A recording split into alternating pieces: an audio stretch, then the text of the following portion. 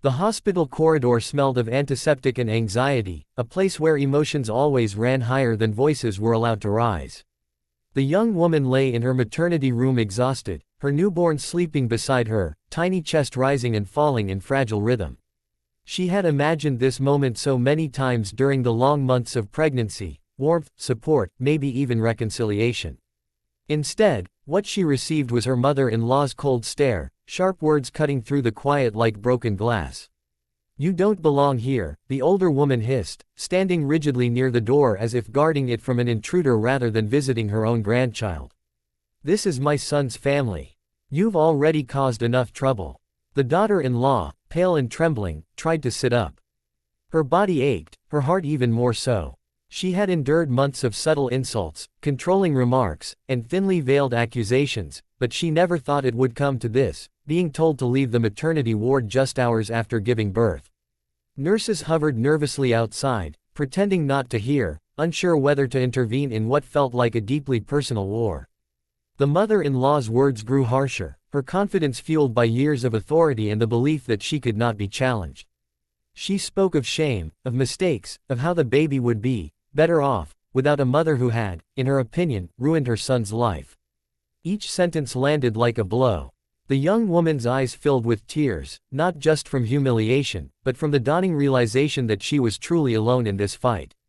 Then, footsteps echoed down the hallway. At first, no one paid attention. Hospitals were full of footsteps, doctors, visitors, hurried staff. But these steps were deliberate, steady, carrying a quiet certainty. The door opened, and a man stepped inside, his presence immediately shifting the air in the room. The mother-in-law turned, ready to scold yet another person for interfering, but her words died in her throat. It was her son. His face was pale, jaw clenched, eyes fixed not on the baby, but on his mother. He had been delayed, called away by an urgent work matter, trusting that his wife would be safe surrounded by professionals. He had no idea what had been happening in his absence, but the scene before him told him everything he needed to know. "What's going on here?" he asked quietly. The mother-in-law straightened, recovering quickly, launching into her familiar narrative about disrespect, ingratitude, and family honor. She gestured toward the bed as if presenting evidence. But this time, her son did not nod. He did not look away. He walked past her, took his wife's trembling hand, and gently brushed a tear from her cheek.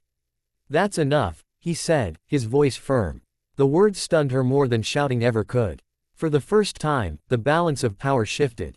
He turned to his mother and spoke words she never expected to hear: that love did not look like control, that family did not mean cruelty, and that if anyone was leaving, it would not be the woman who had just given birth to his child. "You're rushing to the wrong station," he added quietly. "If you think this is how you protect family, you're lost."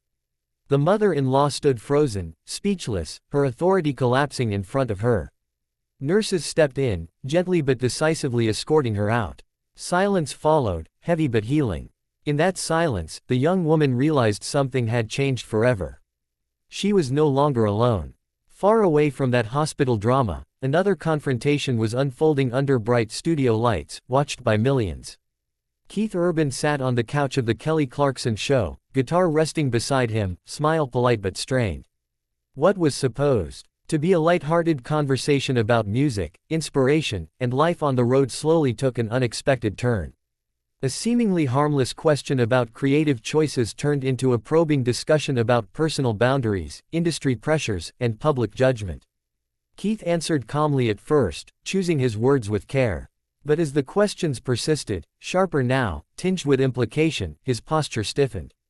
He glanced toward Kelly, searching for a signal that the conversation would pivot. It didn't. Instead, the tension grew. Keith spoke about how artists are often pushed into boxes, how personal lives become public property, how respect is sometimes forgotten in the pursuit of headlines. The studio audience shifted uncomfortably, sensing that this was no longer scripted banter. Kelly attempted to steer things back, but the moment had already ignited. Finally, Keith took a breath, stood up, and addressed the room with quiet intensity. He explained that he valued honest conversation, but not at the expense of dignity. That there was a line, and it had been crossed. With that, he thanked Kelly politely, nodded to the band, and walked off the stage. The cameras kept rolling for a few seconds longer than expected, capturing the stunned silence, the host's surprised expressions, and the rawness of a moment that couldn't be edited away. Social media exploded within minutes. Some praised Keith for standing up for himself, calling it a rare display of integrity in an industry built on compromise. Others criticized him, accusing him of overreacting. But no one could deny that something real had happened. In both the hospital room and the television studio, the core of the conflict was the same: boundaries. A refusal to be diminished. A moment when silence was no longer an option. For the young mother, the confrontation marked the beginning of a new chapter, one where her worth was no longer negotiable. For Keith Urban, it was a public reminder that even in polished spaces, authenticity can still disrupt comfort. Different worlds, different stakes, but the same truth echoed through both stories. Respect is not optional, and sometimes, walking away or standing firm is the bravest thing you can do. In the end, it wasn't about shouting matches or dramatic exits. It was about choosing dignity over fear, voice over submission. And for those watching, whether from a hospital corridor or a living room couch, it was a powerful reminder that silence, once broken, can change everything. The maternity ward was wrapped in a fragile calm, the kind that could shatter at any moment. Soft lights glowed above polished floors, and the distant cry of a newborn echoed down the corridor. Inside one of the rooms, a young woman lay exhausted after hours of labor, her body weak but her heart full as she watched her baby sleep. This was supposed to be a sacred moment, a beginning. Instead, it became a battlefield she never asked to enter. Her mother-in-law stood near the window, arms crossed, eyes sharp with judgment. From the moment she had arrived, the air had changed. There were no congratulations, no gentle smiles. Only tension. The older woman began quietly, with clipped remarks about irresponsibility and disappointment, but her voice soon rose, words spilling out with cruel precision. She accused her daughter-in-law of trapping her son, of bringing disgrace, of being unworthy of the family name. "You should leave," she finally said, her tone cold and final. "You've done enough damage. This child doesn't need you here." The words hit harder than the physical pain of childbirth. The young mother felt her throat tighten, tears blurring her vision. She looked down at her baby, instinctively pulling the blanket closer, as if shielding the tiny life from the venom in the room. She tried to speak, but her voice failed her. Every argument, every defense, seemed useless in the face of such hostility. Nurses passed by the door, sensing the conflict but hesitant to intervene. Family disputes were complicated, and authority figures often hesitated when elders asserted control. The mother-in-law took their silence as approval and continued, insisting she had every right to decide what was best for her son and grandchild. She spoke as though the young woman on the bed was invisible, reduced to an inconvenience. Then, unexpectedly, the door opened. A man stepped inside, still wearing his coat, breath slightly unsteady from rushing through the hospital halls. He took in the scene in seconds: his wife's tear-streaked face, his newborn's fragile stillness, and his mother's domineering stance. His expression changed, shock giving way to anger and then to something deeper: resolve. "What are you doing?" he asked, his voice low but controlled. His mother turned, startled for just a moment before launching into her explanation. She spoke quickly, as though trying to seize control before she lost it, painting herself as the protector, the voice of reason. But her son didn't interrupt. He listened in silence, his eyes never leaving his wife. When his mother finished, expecting agreement, he crossed the room and took his wife's hand. That simple gesture said more than any argument. He kissed her forehead, then looked at the baby, his features softening. Only then did he face his mother. "This ends now," he said. "You don't get to decide who belongs here." The mother-in-law laughed sharply, dismissively, but there was a flicker of uncertainty in her eyes. She had never heard this tone from him before.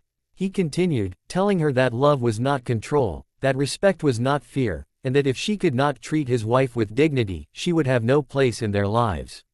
"You're heading in the wrong direction," he added quietly. "And if you keep going, you'll lose us." The words landed heavily. For the first time, the mother-in-law had no reply. Her mouth opened, then closed. Nurses, emboldened by the clear boundary, stepped in and politely but firmly asked her to leave. She walked out stiffly, pride wounded, power stripped away in front of strangers. The room felt lighter once she was gone. The young mother exhaled shakily, realization dawning that she was safe.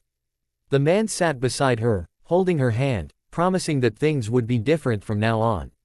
In that hospital room, amid exhaustion and tears, a family was redefined, not by blood alone, but by choice and protection. Elsewhere, in a world that seemed completely different yet strangely similar, tension was building under the bright lights of a television studio. Keith Urban sat across from Kelly Clarkson, the atmosphere initially warm and friendly.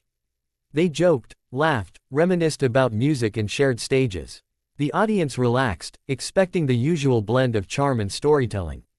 Then the conversation shifted. A question lingered too long, probing deeper than expected, touching on personal struggles and private decisions.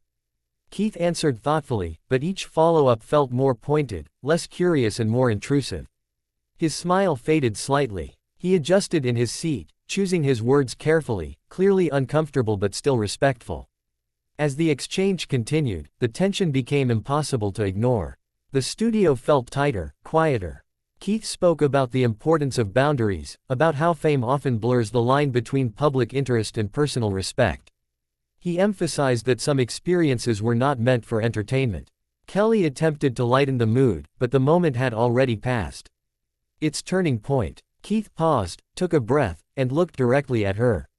There was no anger in his voice when he spoke, only firmness. "I'm happy to talk about my work," he said. "But I won't be pushed into sharing things that aren't meant to be shared." With that, he stood up.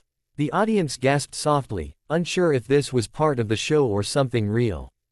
Keith thanked Kelly for the invitation, nodded to the band, and walked off the stage. The cameras lingered, capturing the stunned silence and the host's attempts to regain composure. Within minutes, clips spread online. Opinions divided instantly. Some called Keith brave for protecting his boundaries on live television. Others accused him of being overly sensitive. But for many viewers, the moment resonated deeply. It wasn't about drama, it was about self-respect. Both stories, though worlds apart, echoed the same truth. Whether in a hospital room or a television studio, there comes a moment when silence becomes complicity. When allowing disrespect costs more than confrontation. In those moments, standing up, quietly or publicly, can change the course of a life. For the young mother, it meant safety and the promise of a future built on mutual respect. For Keith Urban, it meant reminding the world that even under bright lights, dignity matters.